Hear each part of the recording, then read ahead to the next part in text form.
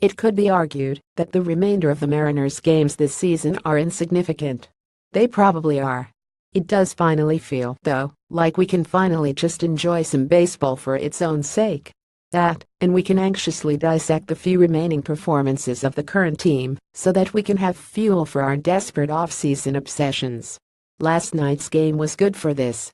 In his last start of 2017, King Felix dazzled, giving fans a hint of optimism for 2018.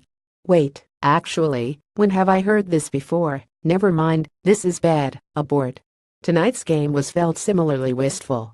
In his last start of 2017, James Paxton had his bumps and bruises, but ultimately showed us for the umpteenth time that he is the ace we always hoped he'd be. It didn't start out great for those of us that tuned into this game against our better judgments. Paxton gave up a dinger to Marcus Semien on his third pitch of the game, prompting some to wonder when it was okay to call it an early night. Paxton ultimately settled down with several strikeouts over the next few innings, none as satisfying as this. I'm all for finesse pitching, but there's just something primally satisfying about a pitcher gunning a fastball right over the middle of the plate. Some filled Paxton innings later, the M's finally came up with some runs in the form of a Yonder Alonso dinger. It was a pretty one too. Sure would be nice to have him back next year, but I suppose that's a discussion for another time. That dinger also felt a bit conflicted. If there was one small consolation I could see to the Mariners being eliminated, it was the opportunity to see some young players that have a shot at contributing in 2018.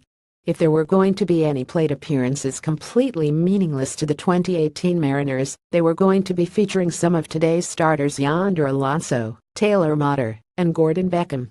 I really like Yonder, and I get that we might get him back next year. That doesn't explain why Dan Vogelbach didn't play, but whatever. Taylor Motter, whatever. Gordon Beckham, though, will Beckham be in the Mariners organization next year? I mean, maybe. Probably not. But I'll be damned if Beckham didn't force some joy into his presence in today's game. So many things made this great. The fact that what few A's fans were there today were the ones that just really love baseball, and their reactions showed it. The fact that Beckham somehow made this damn catch. The fact that he actually got the guy at second. Sure, maybe he won't even be on the Rainiers next year. But if one of our last good moments this year is gonna come from Gordon Beckham, I'll take it. This game ended like so many Mariners games this year have, at least the ones that went according to plan. Emilio Pagan, Nick Vincent, and Edwin Diaz each pitched a sterling inning of relief, 1.2 innings in Pagan's case. Those three are most likely going to be the foundation of the bullpen next year, and they pitched like their best selves. There are still 4 games left to play.